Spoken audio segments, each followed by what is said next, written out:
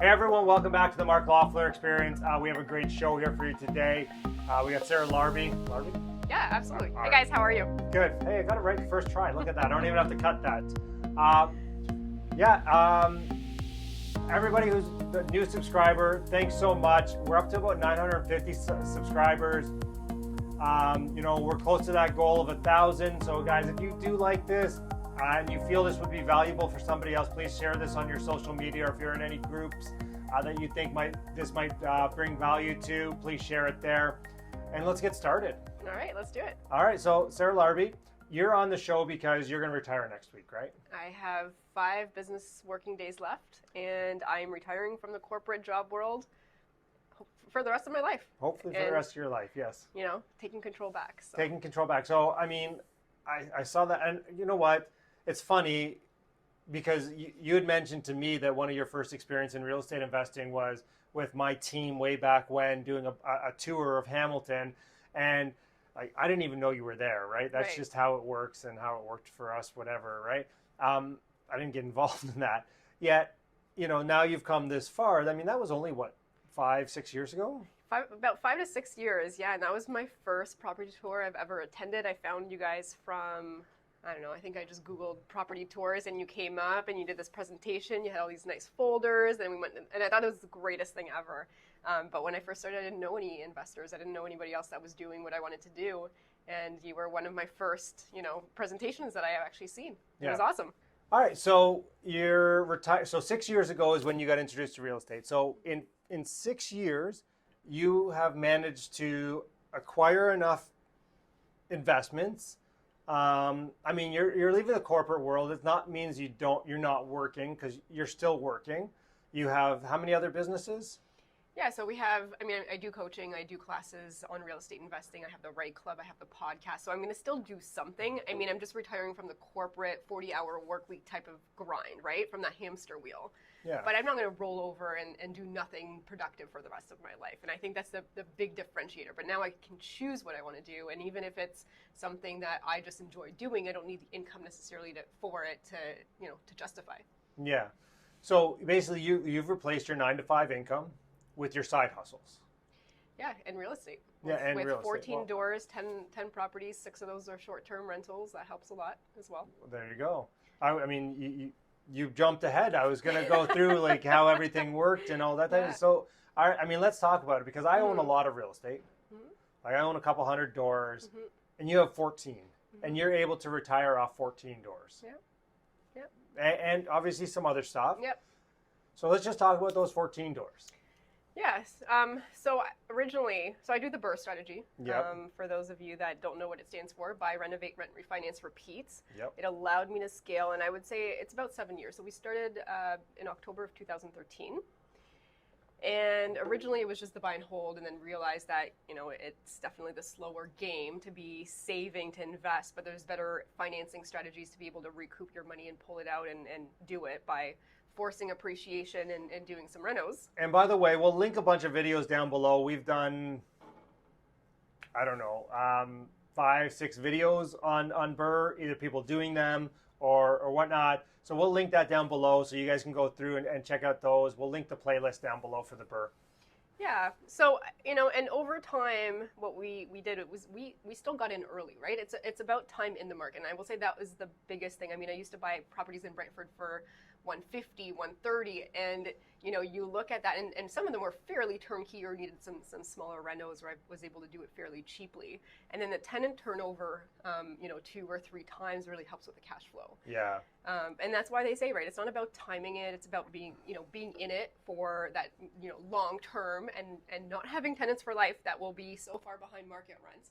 So when I do my screening of tenants, I make sure that they have goals to buy their own houses, or maybe they're used to being homeowners, they're going through divorce or whatnot. I get young couples that are going to have babies at some point, and then they're going to leave after 2 to 3 years, because 2 to 3 years is my ideal time frame. I want them in a property, because then I'll have enough lift that it makes sense to re-rent it out, or if I lose a month's rent or whatever, right? But the value is obviously there. It's so funny though.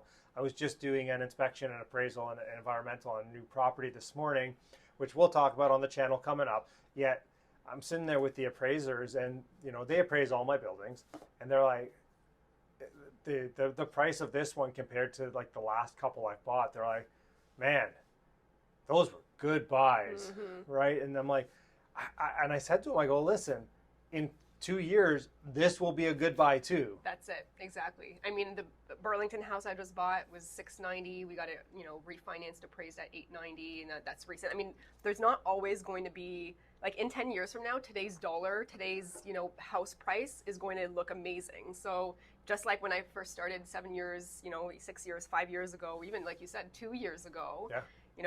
The appreciation, the mortgage pay down, the cash flow, that over time really, like, I feel like you start slow and then it's like a snowball and you just a hockey skyrocket, stick. right? It's a hockey stick, right? It goes, you got the little curve there and then it just goes, choom.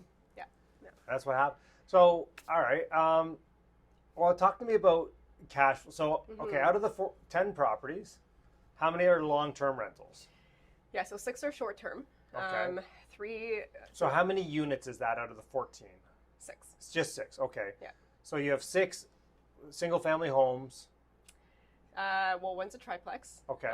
One's a duplex or 2 units, and one's a cottage. And the cottage does really well. The cottage rental, I mean, that's about $4,000 a week, high season. Did you watch our yurt video with the Mike? one that you're on a boat? No, I've done a bunch of ones on the boat, but no, Mike Paolini from Dylan's team, he put a yurt on his property in cool. Muskoka, and he's renting it out for $110 a night. Yeah, I mean, all those things help, right? I mean, we're getting close to $600 a night high season on that cottage, which we bought for $485 3 years ago. That's now worth about mid sevens. So yeah, the cottage prices are stupid now too. Like I own a cottage. I don't rent it out, basically because I don't want the hassle. But I tried to buy one as a rental this year, and it was, I think I bid like $725 and it sold $775. I'm like, okay, well, cottages are really hard to buy right now. Yeah, they are. I just got outbid on an amazing one. I would have loved to have it, but like as an investor, you have to know what makes sense and what doesn't. And it was listed for like $459. We put in $515, and it sold for like $675 firm. I mean, you're competing with a lot of homeowners at this point. So at some point, this is gonna. I don't think this craziness is gonna last forever. Oh, it can't, right? I mean, I think COVID's over, even despite what Doug Ford said. Who knows? Yeah. We're not going to go down that rabbit hole. It's okay. So sorry. So a triplex, a duplex, and the cottage. Those are your short-term rentals. Yeah. Okay. So 6 out of the 14 units. Yeah. Right. So if you were just to rent out, other than the cottage, those 5 units, what would you rent them out at? Other than the cottage, so the Hamilton units, anywhere between $1,500 a month to, like long term, you mean like $1,500 a month to $1,600, $1,700, $1,800. So you're talking about maybe $8,000 a month on those 5 units. Yeah. And what are you getting at short term rentals? So the Burlington unit, as an example, I'm getting about $130 to $145 a night. Okay, and what's your average? Units. We just actually listed it like about a month ago. So we have a company actually moving in October 1st for 3 months. It's actually one of the Grant Cardone companies from Vancouver, so they're having some of their executives there. Wow. Giving them a price just for the simplicity, that's $4,500 per month. And essentially my hands are, I'm a little bit hands off, but on Airbnb on average, we're estimating about $5,000 to $7,000 a month for that property. Hamilton is, anywhere between 150 to 170 a night, give or take, per unit. Yep. The cottage is a different story, but it gives you that boost, right? So on the Hamilton property specifically, because you've owned those for a bit, what are you making a month just on short-term rentals? So you would be $8,000 long-term. What are you making short-term? Likely like 20% more. So 20% more. So you're making about $10,000. Yeah. So that's net, or that's like after like cleaning and. So my like sister does the cleaning. Okay. So that's kind of we're and you working pay on her, or this she one. works No, for free? That one we have together. Okay, all right. Yeah. So she helps with the cleaning piece, and she helps with a little bit of that, but. Yeah. Okay. And yet, obviously, if you ever wanted to put them long-term rentals, you're making. We could. We could. We could do a long-term rental. I mean, again, with everything that's happening with the RTA and the LTB, like I personally don't want to keep too many. Yeah. Long terms. I want to diversify as much as possible. That's fair. Maybe I should diversify into short-term rentals. I don't know, but who knows? Comment down below if you think Mark should turn some of his apartment units into short-term rentals. Maybe Carol, when you watch this, maybe we'll do that at Duke. Okay. So, All right. So obviously you're making great cash flow from your properties, your borrowing strategies. What's the next with real estate for you? Because you only own 10 properties. It's not like it's. No, it's not that much, and I've never been somebody that says I need to own 100 or I need to own 1,000. Me neither. I just keep collecting them. Yeah, I think what's next is more along the lines of, now that I won't have a job, I'm opening it up to JVs. Not too many, but so this was all your own capital. Yeah. You have no partners on any of it right now. So except for the triplets, yeah. But you probably put 50-50. So it's my spouse and myself. Yeah. In everything, yeah. Okay. So now so next step would be obviously to work with some joint ventures and that type of thing. Is that? And then just some, bigger scale type of multifamilies and some more door knockings and talking to the actual sellers and getting out there a little bit more. But I think the other part of it too is that, I don't want to create another 40-hour work week type of thing. I don't want to have hundreds of, JV partners. Like I don't want to do hundreds of deals either a year, because that comes with more, more time, more like, and you have to weigh, I think, the lifestyle ultimately at the end of the day. Well, I mean, I own a lot of properties, and to be honest with you, I don't do much with them, right? It's about setting up a system or hiring the right people. I touch them more now that I've taken back management of my own properties. And yet that's just a short-term thing for me, because it's like, I know in the long run it's better that I have that under control and we're managing in-house rather than having a third-party person do it. And yet that's gonna slow me down for a bit. Yet at the end of the day, it's gonna speed up. Develop systems. And yet, like, that's when you're talking about that type of stuff. When I think of, if I'm going to do short-term rentals, it's never going to be me. I'm never going to clean. I'm never, I'm never doing the one monitoring the phones or like, I'm not creating a job. I am creating a job, but I'm creating it for somebody out there. Yep. Right. Yep. I mean, there's ways that you could do that too. I mean, I think the team piece is the most important, and having, like, even just with the Brantford ones that I have, I mean, I'm not the one that's going to fix leaks and stuff, right? It's just having people on speed dial. But if you can even delegate that piece, I mean, you're even further ahead for sure. Yeah, so you're self-managing pretty much everything. I'm self-managing right now, yeah. Well, and everybody, like, if you want to retire from your real estate, then obviously self-managing is going to make you an extra 5 to 8% a month. And, that obviously takes away from your salary, right? So you gotta weigh like, if you enjoy it, and if you have the time to be able to do it, if you can manage the stress of having those calls. And like, you're not really going to, I mean, maybe at your level you'd get more calls because you've got quite a bit of properties, but I think it's still fairly doable by just having some people on speed dial. Yeah, well, I mean, you have your plumber, your electrician for emergency calls, and you just have a 1-800 number, and if it's emergency, call this person or this person, right? And you pay them whenever they get a call.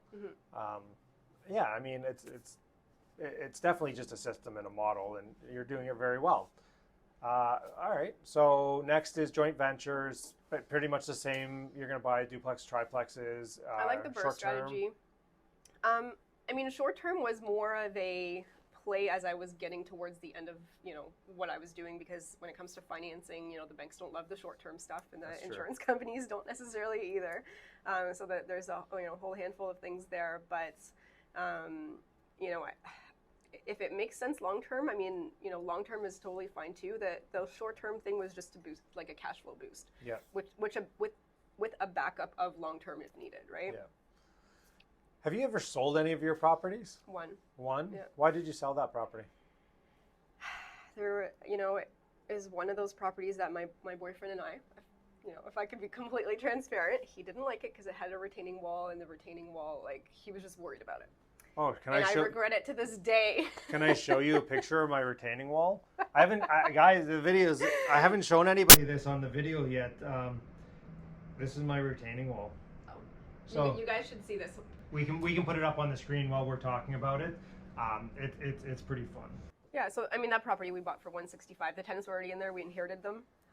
They were okay, but for us to do the burr with them in there, it just didn't make sense.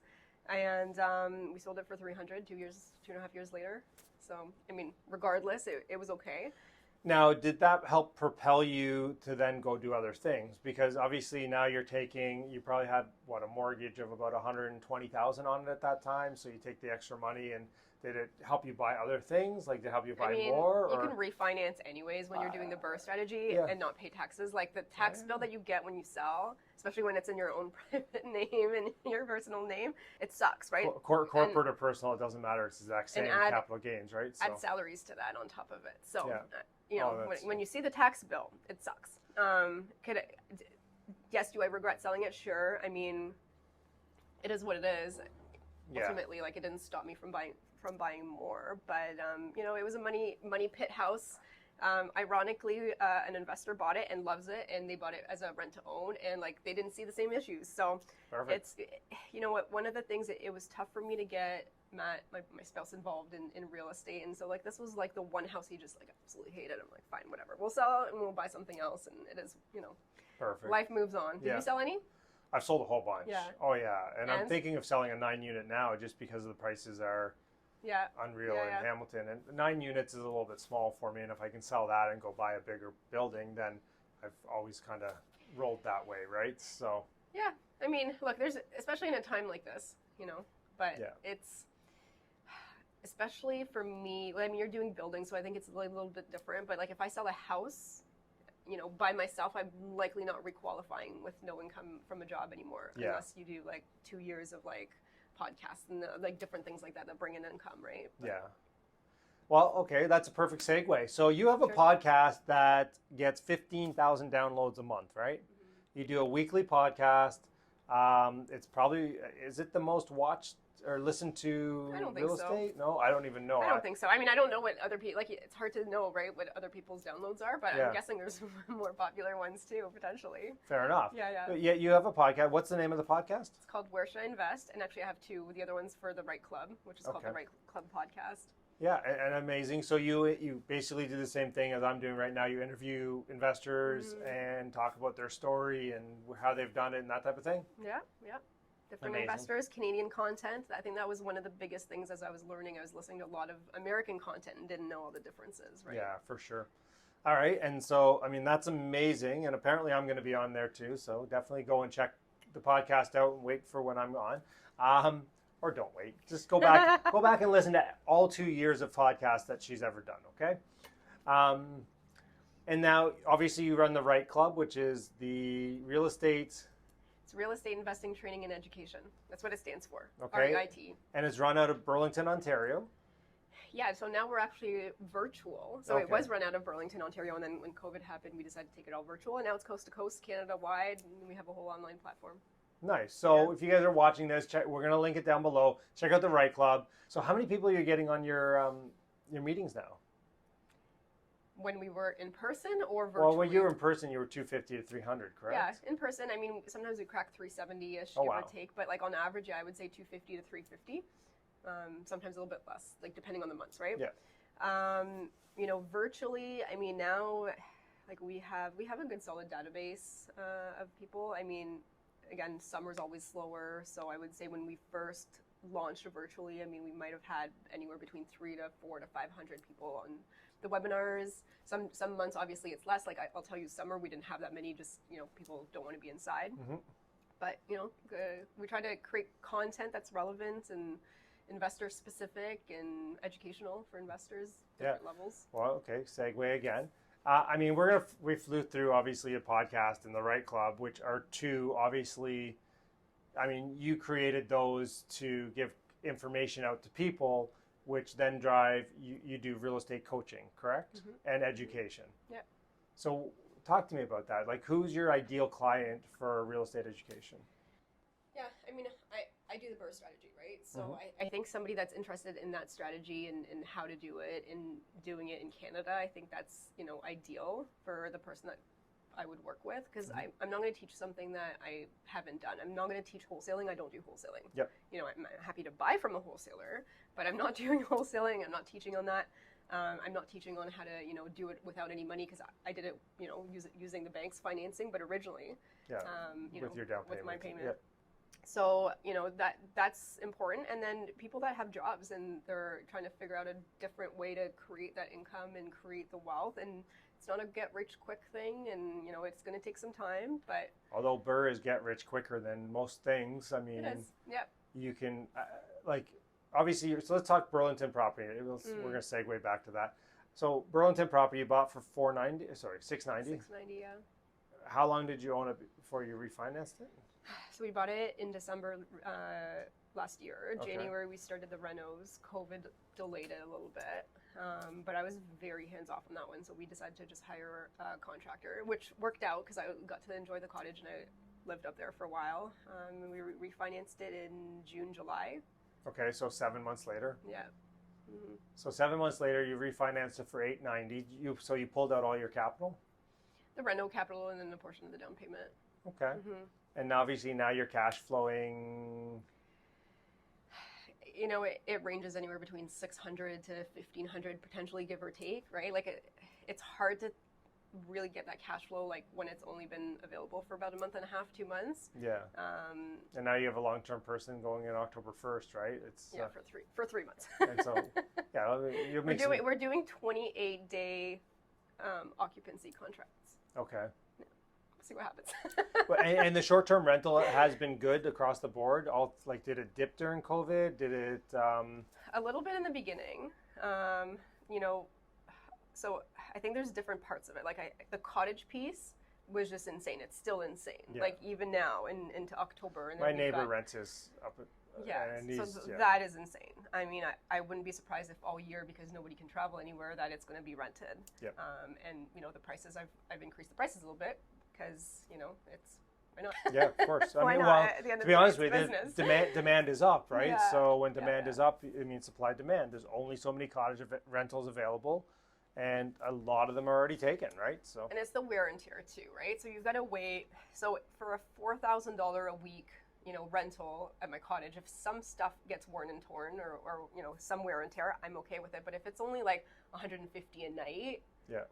Again, do you want to rent it or do you just jack up the prices a little bit so that your wear and tear justifies itself? Because there's always things to replace with short term, right? Yeah. So whether you like it or not, it's people don't mean to necessarily break things, but it happens.